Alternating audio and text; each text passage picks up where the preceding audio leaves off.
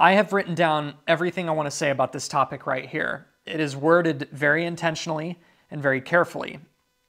I don't want to go off script while I am trying to convey these points because one, I don't think I will end up conveying the message that I want to, and two, I am very passionate about this topic, and I will probably end up saying something at some point that's out of context and that I ultimately don't mean. So I'm going to stick to just reading this. If this is the first time you're seeing one of my videos, I'm Josh. I'm a pilot and flight instructor. I have a burning passion for aviation and just as much a passion for filmmaking. I started making aviation YouTube videos in 2010, and as I have grown up and matured alongside my content, I've made it my mission to showcase safe practices while sharing the beauty this world has to offer through the lens of a camera. I make a firm point to not drift from that mission in creating content, but I will divert from my normal format here for a few moments. Accidents in general aviation seem like they're becoming more and more common.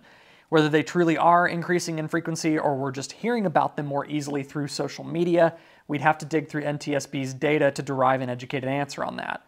Regardless, the fatal accident rate in general aviation is unacceptably high compared to other facets of aviation, and we have to get serious about becoming safer and more disciplined pilots, more responsible aircraft owners, and more professional flight instructors. On September 27, 2023, there was a fatal airplane crash. You may ask yourself, which one was that? And it's sad that we have so many in general aviation that we have to ask that question to narrow it down. In Ohio County, Kentucky, a Piper PA-28 came apart in flight after penetrating a supercell. They flew into a thunderstorm. It was a training flight. A student and flight instructor on a night cross-country both suffered fatal injuries. The aircraft was ripped apart and the debris field was scattered over 25 acres. I'm not talking about this to go off about what I think caused the crash or what I think could have been done differently. That is the job of the NTSB, and they are very good at that job. At this point, the NTSB has already released the preliminary report, and to those of us who are paying attention, it is blatantly obvious what happened. I'm making this video to talk about a fatal human factors issue that massively contributed to, or dare I say, caused this accident. Relatively quickly after we heard about the accident, a screen recording surfaced through text to us, and within a few hours it was already on public news and in the hands of the FAA. The screen recording is of the flight instructor's Snapchat. He was taking photos and videos before and during the accident flight that revealed a dynamic between him and the student pilot that broke my heart and frankly made my blood absolutely boil. First is video of the CFI shaking his head in disappointment, and then he flips the camera to show the student pilot slowly going through his pre-flight inspection with what appears to be a checklist and a flashlight in his hand.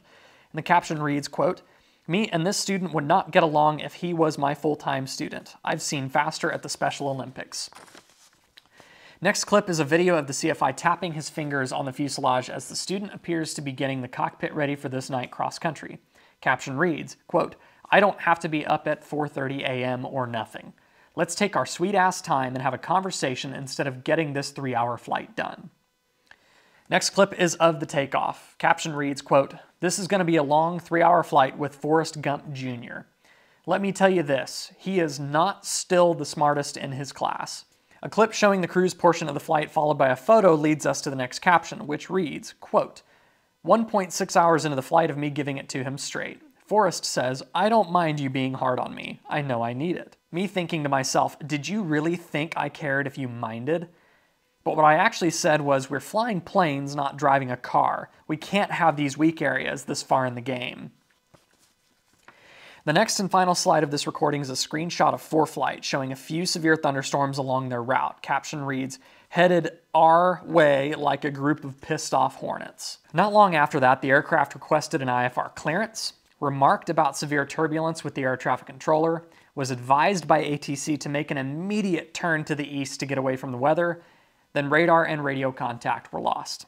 The NTSB will piece together all the details in due time to give us the full picture of what happened, so we can learn from this. But here's where I am no longer willing to stay silent. I do not care what anyone does in their personal time, what they post on social media, who they hang out with. I do not care what kind of person a flight instructor is outside the bounds of his or her duties as an aviation ambassador. That is not my business. However, when you cross into the arena of exercising the privileges of an FAA certificate, that is now my business.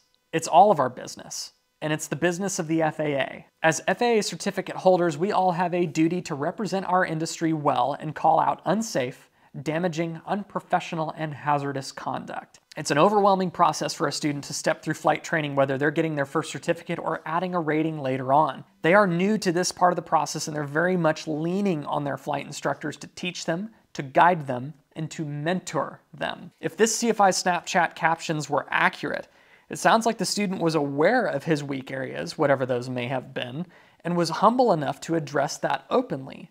The CFI then mocked his humility. If you haven't learned about these yet, I hope you will soon. I invite you to read about them on your own. As part of the fundamentals of instructing curriculum that flight instructors are tested on before earning the instructor certificate, we study the 5 hazardous attitudes in aviation. Number 1, anti-authority. Don't tell me what to do. I know what I'm doing. Don't tell me what to do. Number 2, impulsivity. Do it quickly, dude. Come on, get it over with. I got better things to do. Let's go.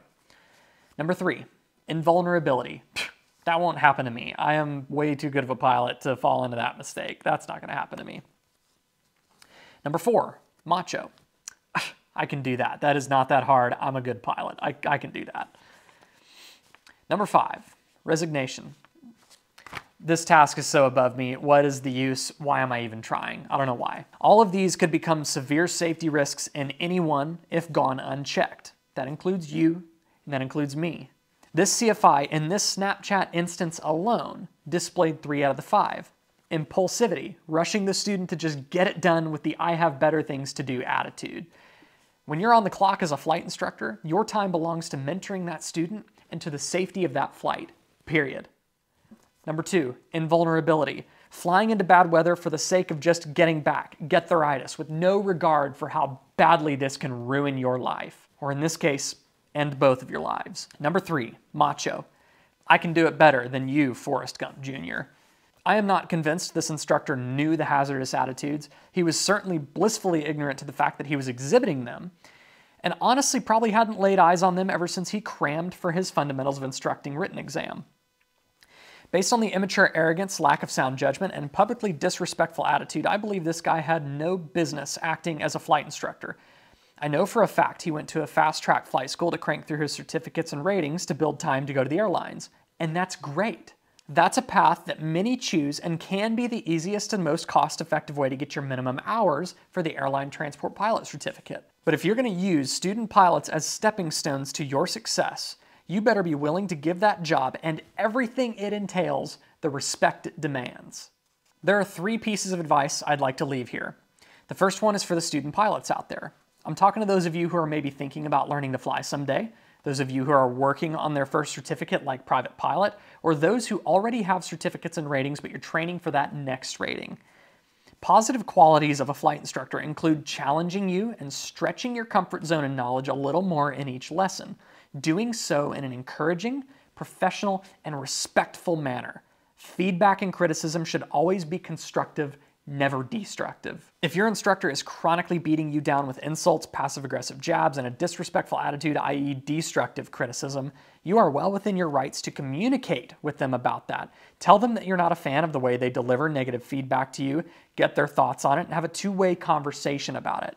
If they're not receptive and blow you off, go to their boss. If they're the owner of the operation, then ask around and shop for a different flight school or switch instructors. There are good instructors and bad instructors of all types.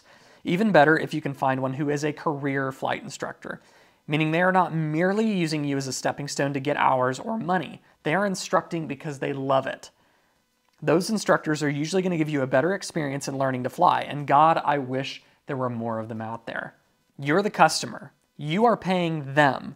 Research them. Ask around. Ask them about their career and experience. Google their name to see if they've been fired from other flight schools, and if so, why? That would have been useful in this situation. You're trusting your life to this instructor, both when they are in the seat next to you and when you're signed off and flying solo under their taught habits. So get to know them and advocate for yourself if you have to. The second piece of advice is for the pilots out there, whether you're a full-time professional pilot or you fly for fun on the weekends. Be the best role model you can be to other pilots and students. Use conservative judgment and make safety a ritual, not a talking point. Use a checklist at every phase change. It baffles me how many pilots don't use a checklist as if it is a student pilot crutch that they are just above. Be disciplined in your flying. You do not always have a flight instructor there to give you feedback on your behavior and your judgment, so it is up to you to hold yourself accountable to be the safest pilot you know.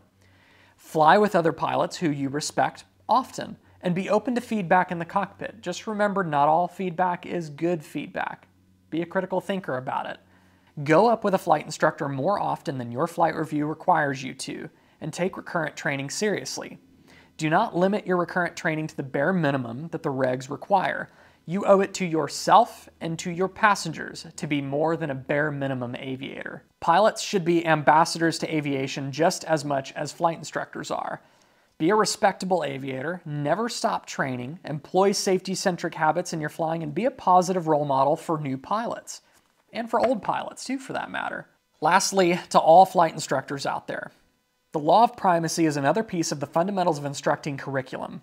It states, primacy, the state of being first, often creates a strong, almost unshakable impression. Students are absorbing everything you say and do, habits and attitudes, the good and the bad. Your job isn't simply to bark at a student when they screw up, log the hours, collect their money, and schedule the next one. We're expected to be role models, and we took an oath to be professional ambassadors to aviation. Think back to high school or college. Who was your favorite teacher or professor?